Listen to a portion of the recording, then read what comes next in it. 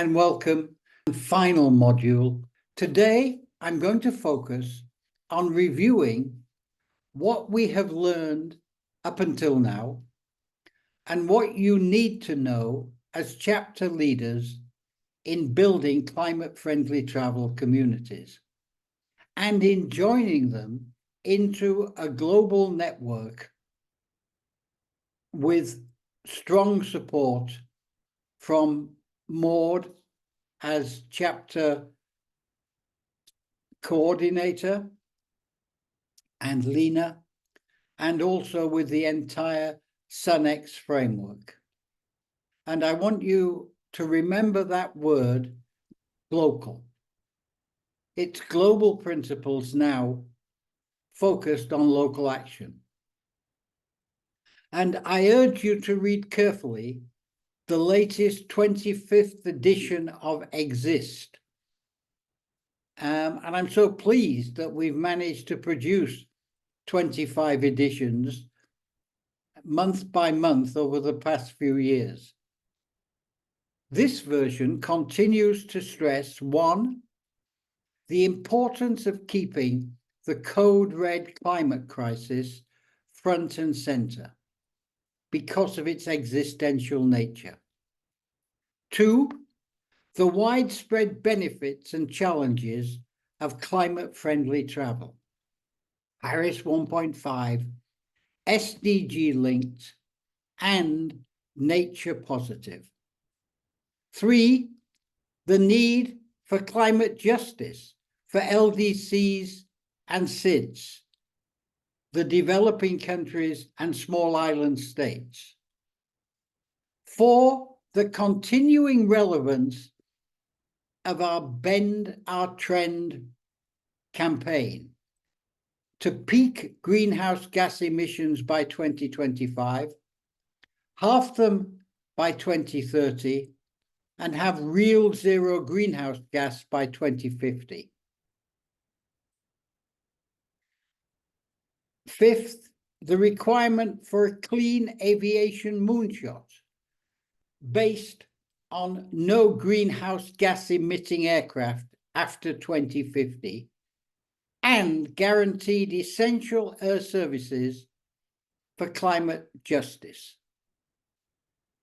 Exist also sets out the way the SunX group has evolved to support you as chapter leaders, with our central theme of education to action, now reaching down to school kids with our Dodo program and our plan for 100,000 strong climate champions by 2030.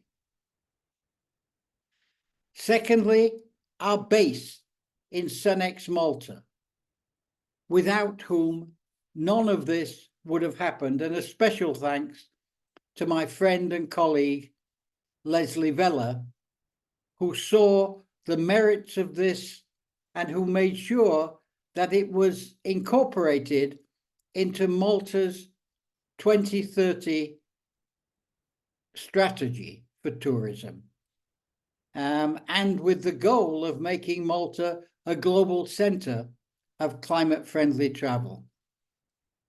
And here we have our diploma with ITS, our UN-linked registry, and of course, the link with you as chapter leaders. And third, our 3 new social enterprises. Services for Plan B scans, something that will serve as an agenda for you as you go out into the wider world to build a climate-friendly travel community.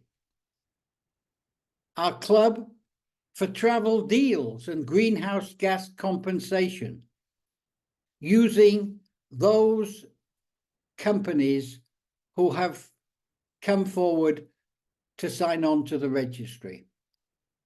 And a facility to raise blended funds for capacity building and chapter support. This, in summary, is what we have tried to explore with you, a strong climate champion. and emphasizing your core task of incubating a climate-friendly travel community with committed chapter members, like-minded people like yourselves, and registry companies working together for the community well-being. Today, we're going to look at how to frame that incubation and the principles of the way you can develop your community, as well as the tools you will have at your disposal. And importantly, our Plan B draft framework scans. These are programs developed by our colleague Maya Newell, focused on your specific community, and there to help you discuss with chapter members, with registry members, with other like-minded organizations, how to advance the principles of climate-friendly travel within your community. And perhaps the most important, the Earth Charter framework to guide your behavior as you build your chapter and as you establish relationships. As you know, the Earth Charter was led by Maurice Strong in the post-1992 Rio Earth Summit activity. It was developed with a massive high-level global consultation and launched by Strong and Mikhail Gorbachev with the former Prime Minister of the Netherlands, Ruud Lubbers. It's a pact between people and planet with sustainable development at its core. And over the past 2 decades, it has built out a framework around the world, which I believe we will increasingly link up with. And so I want to devote the last part of this final module to the Earth Charter. To do so, I want to introduce a short video from Miriam Villela, the longtime curator of the Charter and assistant to Maurice Strong, who now lives in Costa Rica and is the head of the Institute. And she can better explain the whys and whats and hows of the Earth Charter and its values as a life guide. So let's listen to Miriam. I'm happy to share with you some reflections about the Earth Charter.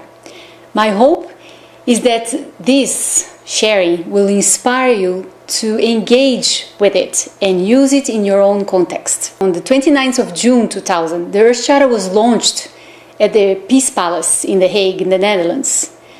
This was a major event that brought together key leaders of this movement: Maurice Strong, Mikhail Gorbachev, Ruud Lubbers, Wangari Maathai, and Queen Beatrix of the Netherlands. But this initiative did not start there. It actually is an idea, or the Earth Charter idea started back in 1987 when the Brundtland Commission issued their report, Our Common Future. And in that report, they made a call for the need of a new charter to guide states in the transition to sustainable development. This recommendation was then taken to the preparatory process of the 92 Rio Earth Summit. So, in that context of the UN Conference of Environment and Development in 92, a number of consultations and negotiations took place to draft such a charter. But there was no political will to agree on such a strong statement under that UN framework and that time frame. Following the Earth Summit in 92, Maurice Strong, who was the UN Secretary General of the Earth Summit, got together with Mikhail Gorbachev, who was also interested in working on something similar. They were both interested in elevating the importance of ethics in the global arena. In this collective effort, they also involved Ruud Lubbers, who was the Prime Minister of the Netherlands, Jim McNeill, who was the Secretary of the Brundtland Commission, and they joined forces to launch a new effort to move forward with the idea of the Earth Charter. At that point, the idea was to make it a global ethical framework. They were visionaries in the sense that they did not see this process limited to governments, nor just an intergovernmental process of negotiations. Precisely because of the limitations and interests that normally emerge within that sphere. But rather, they saw the importance of engaging various actors, not only to get their voices, but also in engaging them in helping to realize this vision, engaging them in helping to make that into a new movement towards social transformation. I think this is really an interesting thing, especially for that moment. I mean, the fact that at that time, back in '94, when they got together, this initiative was not dependent on a UN negotiation process, but it was really a civil society process involving experts in different fields, grassroots organizations, indigenous people, and also world leaders, allowing probably more room and creativity, allowing more richness in this process. It's really quite something to think that they thought outside the box of the UN framework or UN negotiations and engaging this broad movement, or engaging individuals and organizations from this broad movement. This new phase began in '94 with an initial consultation, especially initial consultations in engaging organizations, and with a workshop that was held in May '95, also in The Hague, to start identifying international instruments, already existing international instruments that could serve as the basis of the Earth Charter. And at that moment, they also started to design how that broad consultation process should take place. Stephen Rockefeller was invited to chair the drafting committee at that time. I had the fortune to facilitate the consultation process that took place in many countries, in all regions of the world, involving individuals and groups from various areas of knowledge. Following that, an Earth Charter Commission was formed to oversee the consultation and drafting process.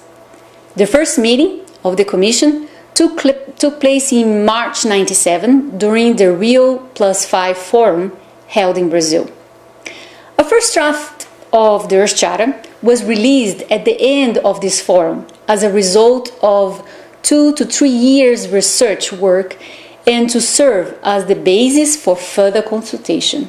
That was just the first draft of the Earth Charter that was launched in March '97 to ensure diversity, to ensure cultural diversity, but also diversity in areas of knowledge.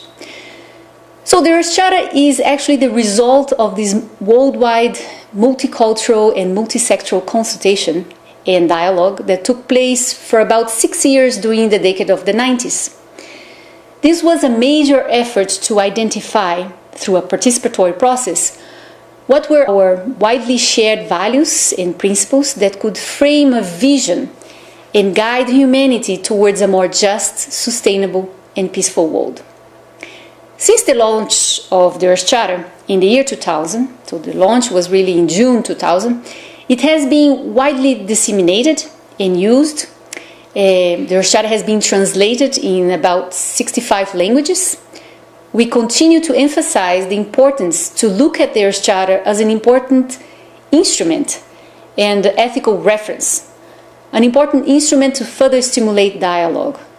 Not just to look at it, or not to look at it as a dogma or anything to be imposed.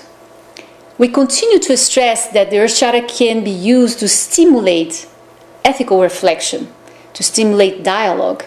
It can be used to guide our decisions, to put us in the direction towards a more just and sustainable world. So now, the Earth Charter can be considered as a document, an international movement, and as an organization. As a document, the Earth Charter is a declaration of interdependence and responsibility that articulates the values and principles of sustainability. It is a guide, or can be seen as a guide, an ethical reference, and a framework for building a just, sustainable, and peaceful global society. I see the Earth Charter as an ethical compass towards a more caring, respectful, and responsible civilization. I see it as an ethical compass for those many decisions we make as individuals, professionals, and as institutions. As an instrument, I see really as an instrument to help us navigate through these difficult decisions, navigate through many dilemmas in our daily lives and decisions. It helps us to think of the consequences and impacts of our decisions. The ideas and principles articulated in the Earth Charter are drawn from various sources. Its development was really influenced by the growing literature on global ethics. It was influenced by the new scientific worldview, which emphasizes the notion of interdependence of all life. If you see Principle 1 of the Earth Charter, it affirms the importance to recognize that all beings are interdependent and every form of life has value regardless of its worth to human beings. The Earth Charter also reflects the wisdom of the world's religion and philosophical traditions.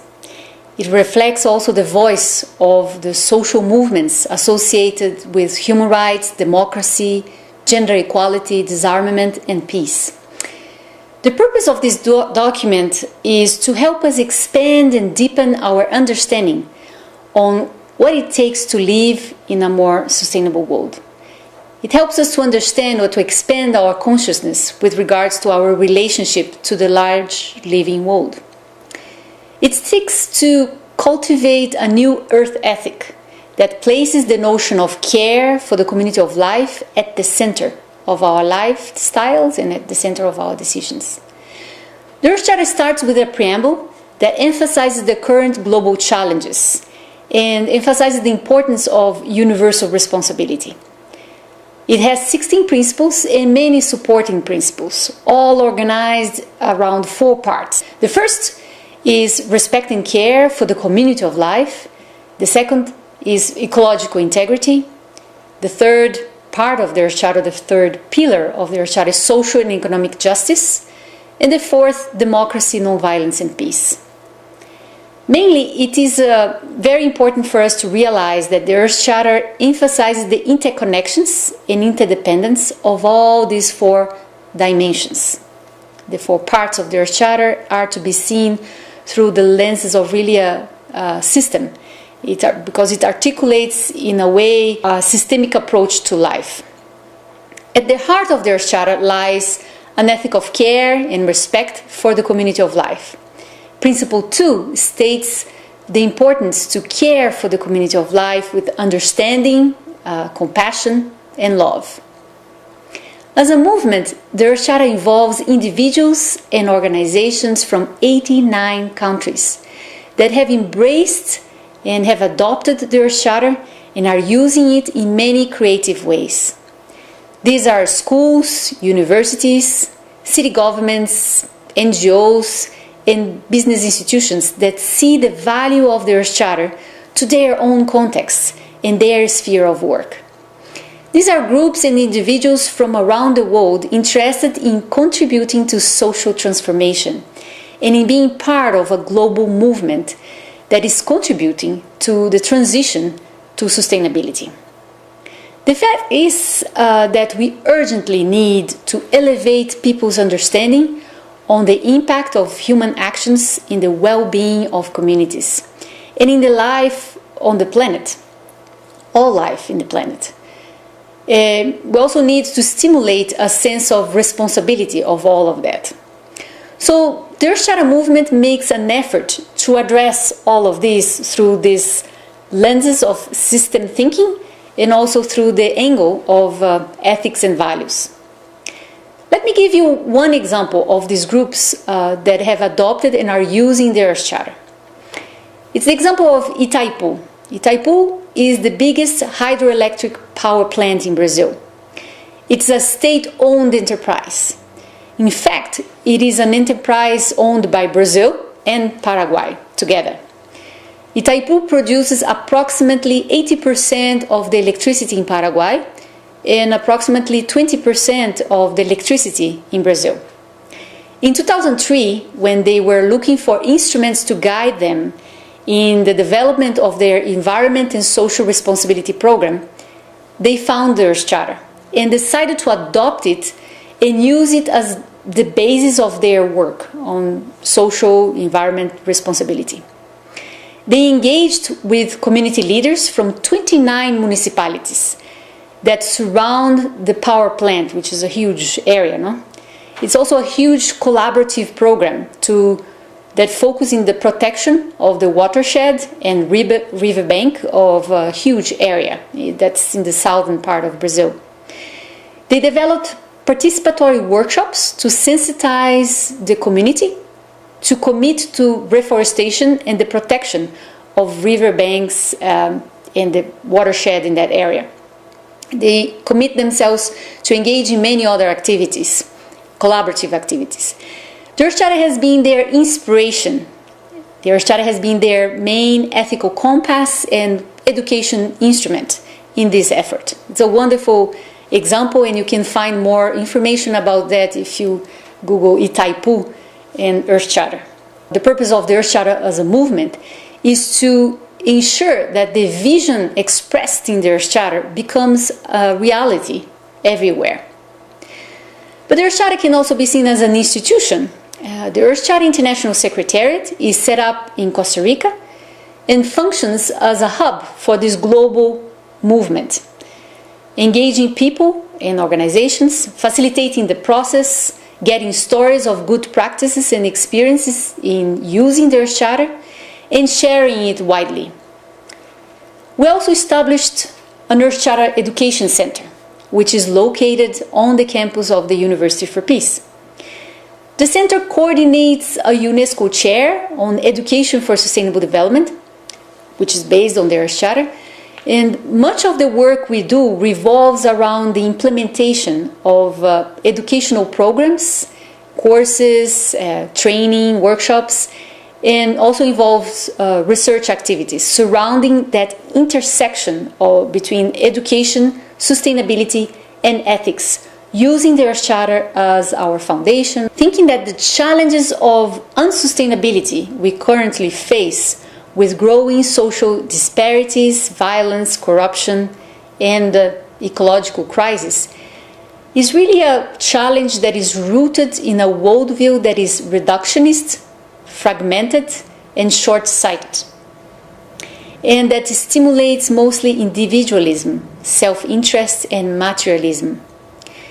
This is a predominant worldview, and it's a worldview that results in a lack of commitment and responsibility to the common good. Commitment and responsibility to contribute to the well-being of present and future generations. Therefore, I think we need to really offer space, generate spaces to examine our worldview, to examine our assumptions and values. And in that process, the Earth Charter can be used as a wonderful reference. Let me end here with an invitation for you to look at the Earth Charter, dig into it, get familiar with it, use it as an educational instrument and as a tool to stimulate dialogue. And I hope you can see it as an ethical reference and as a guide for your decision as an individual or as an institution. And now finally, a very brief message on leadership from my friend and the inspiration for Senex Malta, the late Maurice Strong. I hope he will be as much as an inspiration to you as he talks about the elements of leadership.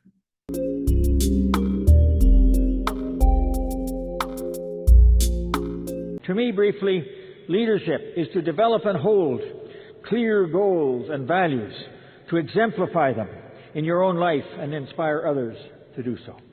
Leadership is to articulate goals and objectives and to illuminate the pathway to reaching them. Leadership is to be clear and uncompromising in the basic principles which motivate your conduct, yet pragmatic and flexible in their application. Leadership is to listen, to be open to persuasion by others without yielding to coercion or flattery.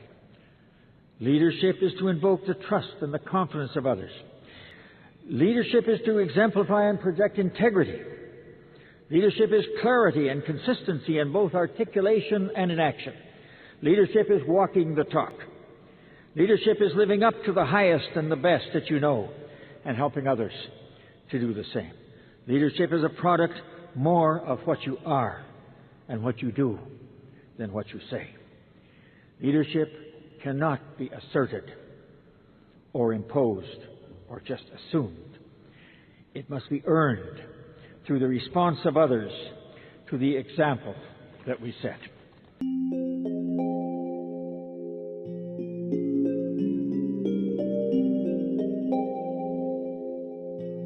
And thank you. It's been a real pleasure to work with you and to learn with you.